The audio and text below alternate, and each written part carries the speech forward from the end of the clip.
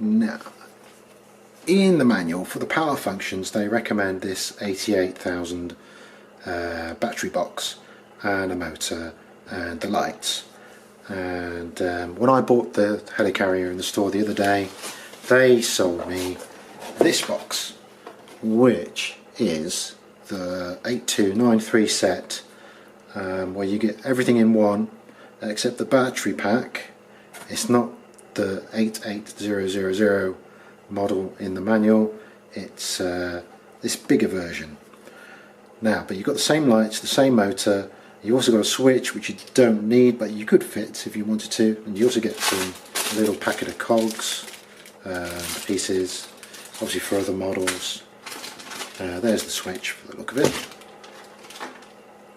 Now, but I didn't want to go out and buy the 88,000 battery box, and so I thought, oh, does this fit? And indeed it does, kind of, with a little bit of persuasive engineering. It does mean you have to remove the rear wall of your model,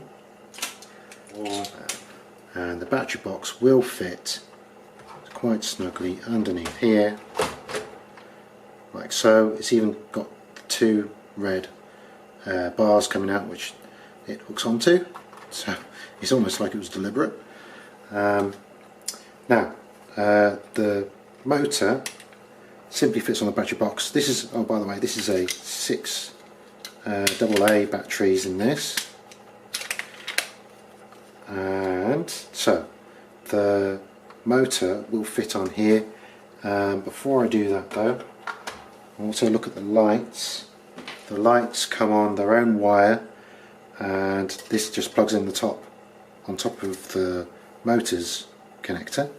You've got a Lego piece that holds the wires down, and then there's a lot of wire, these are quite long, before you get to the bulbs, which plug into some L-shaped pieces down here, which I'll show you in a second.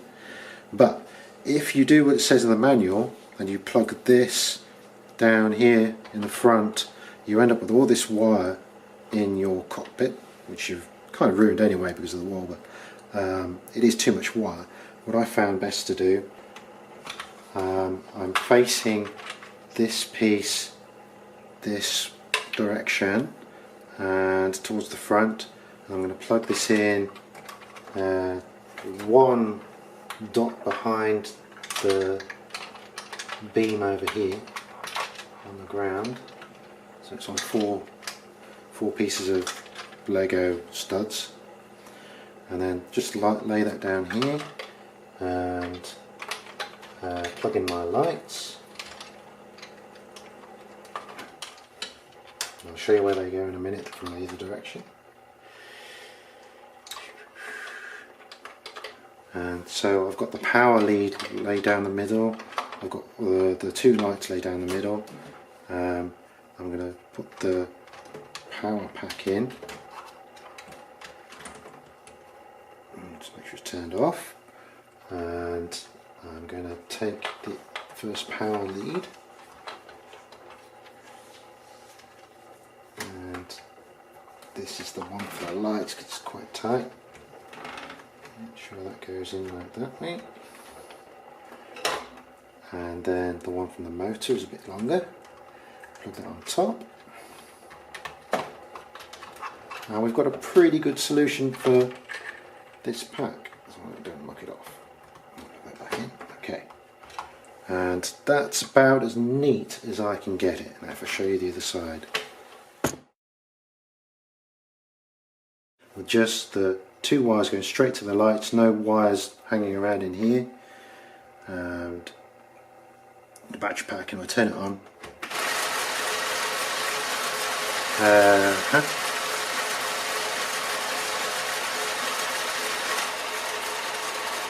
In the middle, that's turned off, goes both directions that motor. I'll turn my filming lights off. You can probably see the lights turn on a bit. There we go.